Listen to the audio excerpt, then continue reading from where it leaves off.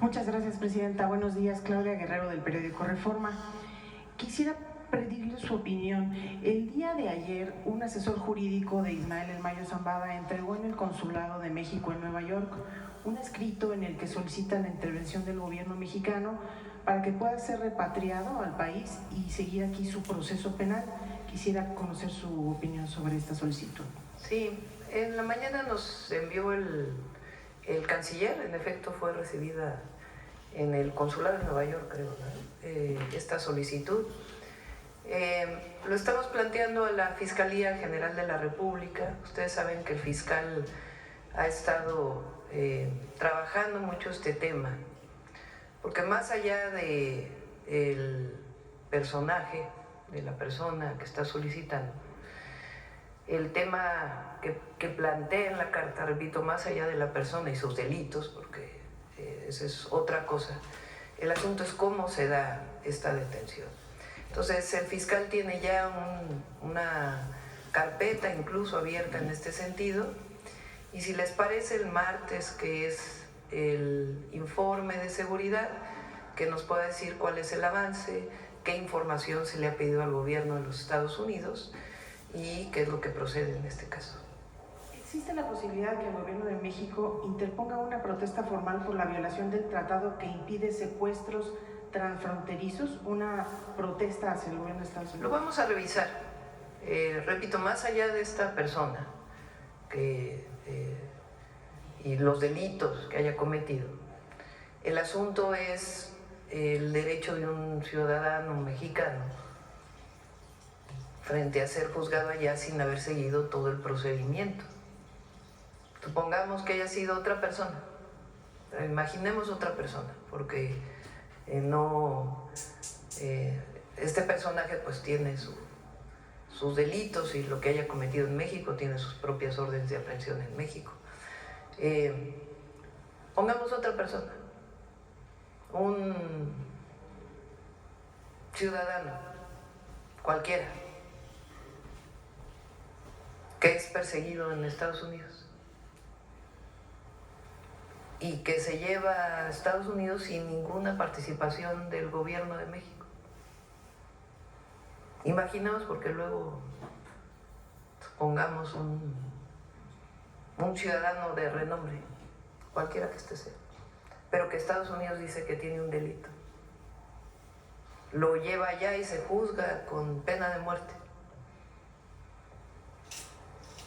Entonces, sí hay un tema en la carta que está enviando que tiene que ver con la soberanía y el juicio. Repito, nadie está defendiendo al personaje, sino el hecho. Entonces, la Fiscalía ha trabajado mucho este tema y lo vamos a revisar con el fiscal, y el martes, si les parece, que viene a la reunión de seguridad, o a la mañanera de seguridad, aparte de la reunión, que pueda informarnos.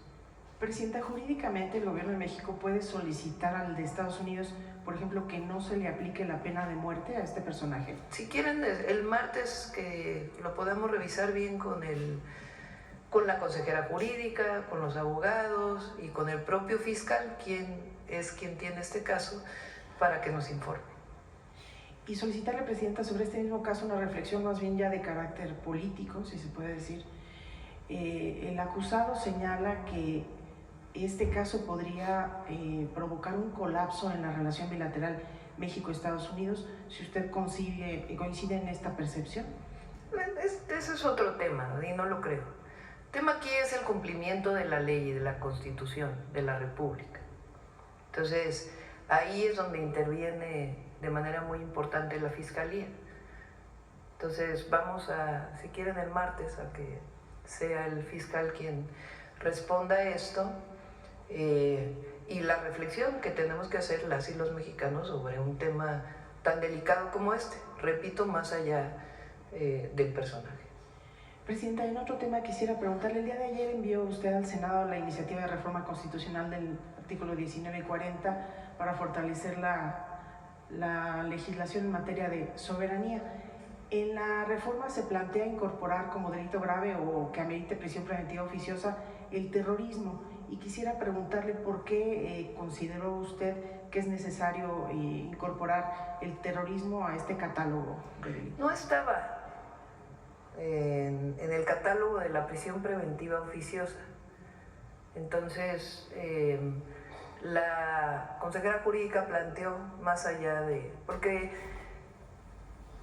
terrorismo, a ver si el martes también, o el propio lunes, o el mismo fiscal que nos ayude, para que nos explique qué quiere decir el delito de terrorismo en México, que fue explicado en su momento por el general secretario y por el secretario de Seguridad. Tiene connotaciones que tienen que ver con derribar o derrocar a un gobierno, que es distinto al de los grupos delincuenciales. Pero no estaba en la prisión preventiva oficiosa, entonces se decidió colocarlo ahí. Distinto al planteamiento central que presentamos ayer, que es el asunto, a ver si vuelven a poner las modificaciones. O sea, el tema aquí de fondo, digamos, con la designación de grupos terroristas, de los grupos delincuenciales, de estos 6 grupos delincuenciales o de delincuencia organizada que pone el gobierno de los Estados Unidos, es que nosotros, más allá de cómo los nombren ellos, y conociendo y sabiendo que los estamos enfrentando en México y en Estados Unidos, y que en Estados Unidos deberían enfrentarlos más en su propio territorio, que es lo que hemos estado planteando, y no solo estos 6 grupos, sino a cárteles de la droga que hay en Estados Unidos y que venden la droga, que es lo que hemos estado planteando, quién distribuye y quién vende la droga en los Estados Unidos. Entonces, ellos pueden nombrarles, pero que este no sea un pretexto para la intervención en México. Eso es lo que estamos planteando con esta reforma constitucional, que no por llamarles de esta manera, eso no les da derecho a intervenir en nuestro país. Por eso decimos, nos coordinamos, colaboramos, pero no nos subordinamos y no estamos de acuerdo en cualquier tipo de injerencia o de intervención, si lo queremos llamar así. Entonces estamos protegiendo a México frente a una posible acción que pudieran llegar a plantear en este sentido. Es decir, cualquiera que no tenga permiso, aquí lo dice, en el segundo párrafo, pues el pueblo de México tampoco consentirá intervención en investigación y persecución alguna sin la autorización y colaboración expresa del Estado mexicano en el marco de las leyes aplicables. ¿Qué pasa si lo hacen? Viene el artículo 19. Hasta el final, el 19.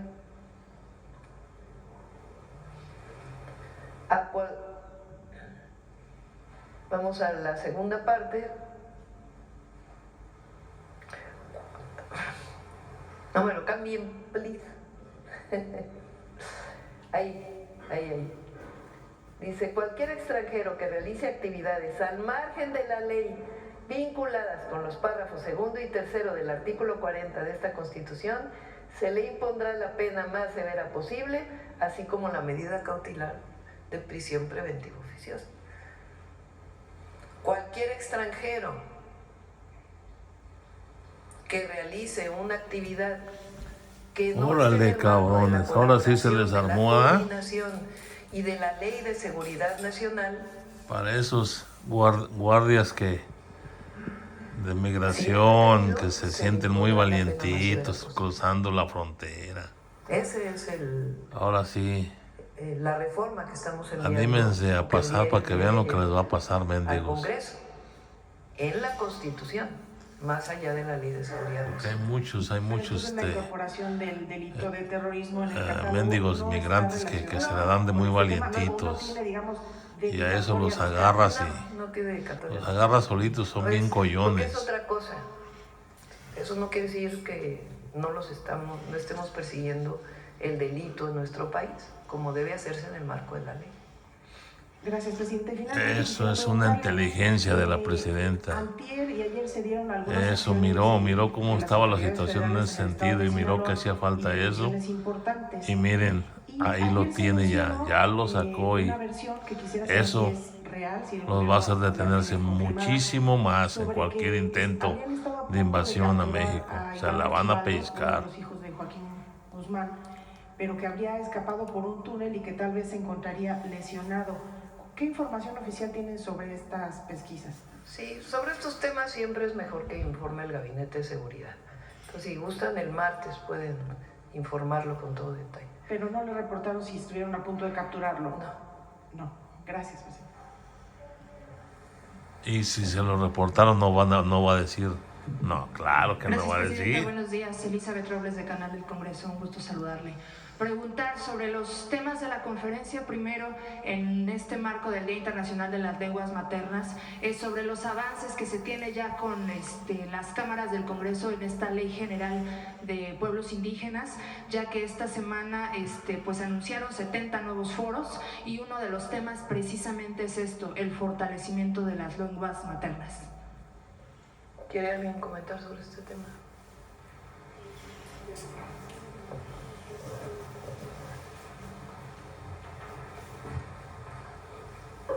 Efectivamente, en esa reforma constitucional pues se reconocen estos elementos que constituyen la identidad cultural de los pueblos indígenas, que justamente será la llave que dará acceso a los demás derechos y bueno, pues se está invitando a la participación de estos foros.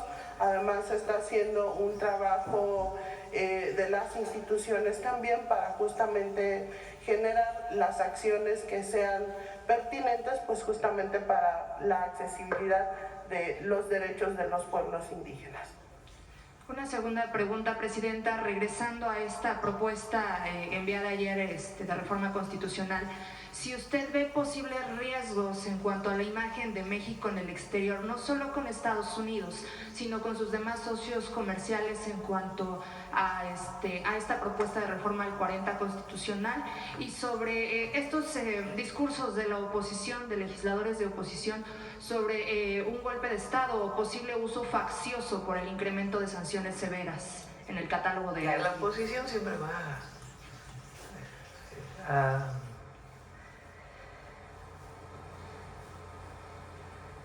no sé ni cómo nombrar.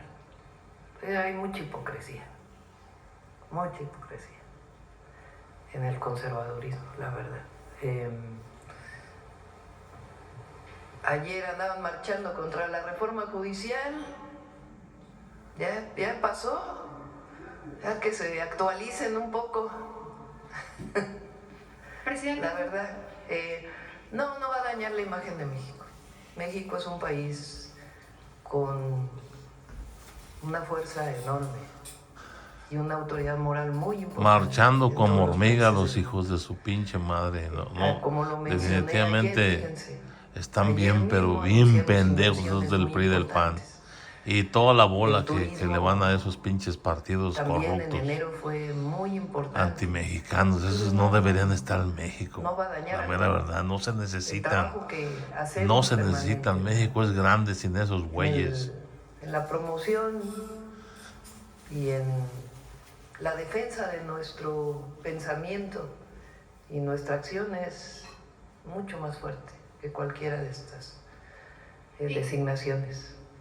Y finalmente, presidente, un comentario sobre esta Ley General de Transparencia que ya recibió también el Senado de la República, presidenta. La presentó aquí Raquel Buenrostro, la Ley de Transparencia. Al desaparecer el INAI, la Secretaría Anticorrupción y de Buen Gobierno asume una parte de estas responsabilidades. Digo una parte porque es para el gobierno federal y otras las asumen otras instituciones estatales, y se fortalece la obligatoriedad de la transparencia, de la publicación de datos, de información relacionada con licitaciones. Entonces se fortalece la transparencia, la rendición de cuentas, y queda muy claro quiénes son las instituciones que están encargadas de su obligatoriedad, disminuyendo el presupuesto de una manera muy importante de lo que tenía en su momento el INAI. Gracias, presidenta. Vamos a ver por acá en la esquina. Buenos días, presidenta. Cristian Galarza, para Cultura Colectiva, Ecosfera y El Fildeo, de Grupo La Tribu. Presidenta, mi primera pregunta es sobre el Papa Francisco. El fin de semana pasado, hizo un nombramiento de la monja franciscana Rafaela Petrini como nueva gobernadora del Vaticano, precisamente, y bueno, las fuentes vaticanas señalan que este nombramiento y el nombramiento de otras mujeres al interior de la institución de la Iglesia Católica pues tienen que ver un poco con el impulso de la inclusión de las mujeres y de la igualdad para las mujeres en esta institución. Nos gustaría mucho saber su opinión desde su perspectiva, ¿no?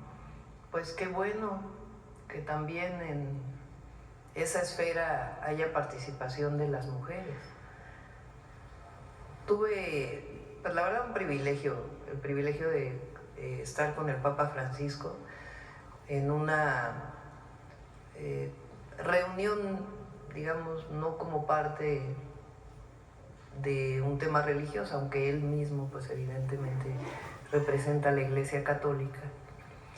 Y tuve oportunidad de hablar de este tema, de la importancia, porque todavía no era candidata formal. Y pues le planteé que por primera vez México podía tener una mujer presidenta. Y él me dijo que era muy importante la participación de las mujeres. Y en ese sentido, pues yo considero al Papa Francisco un humanista y en muchos sentidos muy progresista.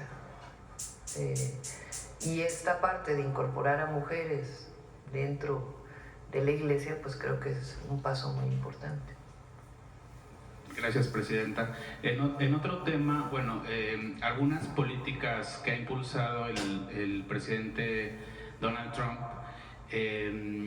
digamos que han exacerbado un poco los ataques o la discriminación hacia las personas de las comunidades de la diversidad sexual y de género. Más allá de criticar, digamos, las decisiones que él esté tomando en Estados Unidos, en México de repente esto ha servido para que ciertos sectores los más conservadores de México pues se envalentonen y empiecen a hacer ciertas acciones y la difusión de ciertos mensajes contra las poblaciones de la diversidad sexual, ¿no? Entonces, digamos que mi pregunta sería en dos sentidos. Primero, si tiene algún mensaje para las comunidades de la diversidad mexicanas que a lo mejor tienen cierto temor con todo este nuevo nivel de mensajes de los sectores más conservadores. Y por el otro sentido, a lo mejor cuál sería el mensaje para los sectores más conservadores, ¿no? Pues no sé si quisiera llamar pues como a la calma, ¿no? Algo así. Pues no a la discriminación de ningún tipo. Eso está normado en México. No solamente es justicia, sino que es parte de la Constitución y de las leyes, el que no haya discriminación de ningún tipo y el respeto y el reconocimiento siempre de cualquier persona. Entonces, en México es otra cosa. Ok, y finalmente, pues me gustaría saber que nos que abundar un poco en el tema de los jóvenes. Hemos visto, pues gracias a las redes sociales se han hecho virales algunos casos muy virales, ¿no? De jóvenes que están sufriendo ciertos también ataques. Vimos el caso de la joven Fátima, que de hecho ya usted lo abordó en esta semana, pero a lo mejor ¿cuál sería el mensaje, además de las políticas que usted está impulsando hacia los jóvenes, pues para impulsarlos? ¿Cuál sería el mensaje a la sociedad como para que atendamos este llamado de auxilio, a lo mejor que significan todos estos incidentes que están viviendo los jóvenes, ¿no? Y que hemos visto pues a través de las redes sociales? Hoy además que es el Día de la Lengua Materna, yo creo que nuestra visión como parte del proyecto de nación que representamos, y es el mensaje a todas y a todos, es justicia, respeto, no discriminación, reconocimiento, inclusión, aunque la inclusión es distinto. Hay quien habla de tolerancia, es mejor inclusión. Pues no es tolerar a quien es distinto, no. Es inclusión. Todos somos iguales. Entonces, esto es parte de la nueva escuela mexicana. Es parte del humanismo mexicano, que se sustenta en el reconocimiento y además de nuestra historia y de los pueblos originarios. Porque ahí es donde hay más discriminación, lo he dicho aquí en otras ocasiones. En una encuesta que hicimos en la Ciudad de México, cuando se preguntó por parte del COPRED de la ciudad a quién se discrimina, bueno, con las metodologías de las encuestas, en primer lugar fue por color de la piel. En segundo lugar, por ser indígena. Y en tercer lugar, por ser mujer. Entonces, la mujer indígena, pues es quien es más discriminada en nuestro país. Y esto tiene que acabarse. Es parte de esta revolución de las conciencias que representa nuestro movimiento. Porque ¿de dónde viene el clasismo, el racismo? De ciertos sectores. Y nosotros no podemos permitir que eso ocurra en México. Y la mejor manera pues es el reconocimiento desde el gobierno. ¿Por qué el primer año de gobierno lo decidimos dedicar a la mujer indígena? Justamente por eso. Porque a diferencia de quien discrimina, nosotros las reconocemos como esencia y fortaleza de la nación.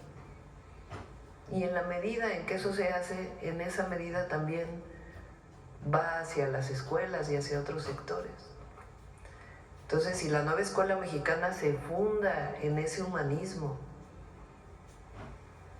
y hay que seguir trabajando todos los días para que no haya ningún tipo de discriminación. Gracias, Presidenta.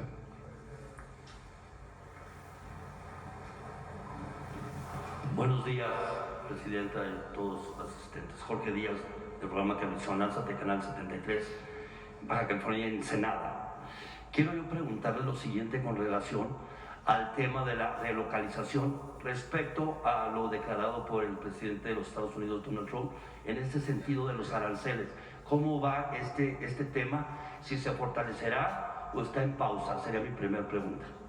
Bueno, ahora está en pausa hasta el 4 de marzo, que fue lo que acordamos con el presidente Trump en la llamada, y tenemos varias reuniones en diferentes temas, particularmente en el tema de seguridad, que hay reuniones, digamos, a distancia ahora, que se coordinan a través de del Departamento de Estado de los Estados Unidos y de la Secretaría de Relaciones Exteriores. Y en el tema de comercio, ayer hubo una reunión y con el secretario de Comercio de los Estados Unidos y el secretario de Economía de México, y lo que se quedó es que se va a seguir trabajando en un grupo de trabajo a partir de, bueno, desde que hubo la reunión y la próxima semana, para poder buscar pues los acuerdos necesarios para que no haya las tarifas, como llaman en Estados Unidos, o los aranceles. El tema del fracking, usted está fortaleciendo esto desde que ya anterior sexenio del expresidente López Obrador se hablaba de no permitir la llegada del fracking. ¿Continúa esto? Sí, no tenemos planteado ningún proyecto de fracking en el país. Mi tercera y última pregunta le quiero yo comentar acerca de la inversión en Baja California, en Ensenada, que tiene que ver con la movilidad, que tiene que ver con proyectos de infraestructura hospitalaria. Por ejemplo, en Ensenada se está construyendo un hospital del Instituto Mexicano del Seguro Social, y también preguntarle acerca de Puerto Colonet, esa parte del fortalecimiento con relación a la zona estratégica donde estamos nosotros situados. Y me ha tocado ser testigo de cómo se ha invertido el presupuesto en obras. Qué tan importante es que también se siga fortaleciendo la inversión en obras para la mayor parte de la gente, como en San Quintín e Isla de Cerros. Qué tan importante haya conectividad carretera como lo es la península de Baja California. Preguntarle, ¿habrá más inversión en ese sentido? Sé que me ha tocado ser testigo, reitero, esa inversión que continúe, porque hay tema importante en la salud de Baja California. En Baja California tenemos que terminar el viaducto en Tijuana, que ya va muy avanzado, tiene todos los recursos para poderlo terminar, una planta de tratamiento, está se le llama bypass, que es en una zona de la carretera Ensenada-Tijuana, que tiene derrumbes muy seguido y que vamos a intervenir. Ahí está la planta desaladora para dar agua a Rosarito y a Tijuana, que se está trabajando por parte de la Conagua y del gobierno del estado. Y hay proyectos privados también que se están valorando. Un proyecto privado es justamente el de Punta Colonet, que tendría que tener sus carreteras o su ferrocarril para poder impulsar ese puerto para sea incorporación de mercancías a México o a Estados Unidos. Es un proyecto que se está valorando, que se está evaluando, lo está promoviendo también la gobernadora Marina del Pilar y lo estamos estudiando. En el tema de salud, seguir invirtiendo en infraestructura. Sí, está el hospital del IMSS, que va muy avanzado, y estamos trabajando en el IMSS Bienestar, que ahí ha sido muy insistente, como es Marina siempre, es una muy buena gobernadora, en que se fortalezca el IMSS Bienestar como el sistema de salud principal de Baja California. Por último, estará en Ensenada en la inauguración de este IMSS que duró más de 60 años en que se llevara a cabo. Sí, vamos a ir. A ver si te dicen sobre qué fecha o en la presentación. A ver si me recuerdan la fecha de inauguración del hospital del IMSS en Ensenada. Allá tengo a mi hermano, allá vive mi hermano, desde hace muchos años. ¿Y qué tal el ceviche, no? Investigador del CISESE, sí. El ceviche, ¿qué tal? Gracias, sería todo. Allá tengo a mi hermano, allá vive mi hermano. Acá.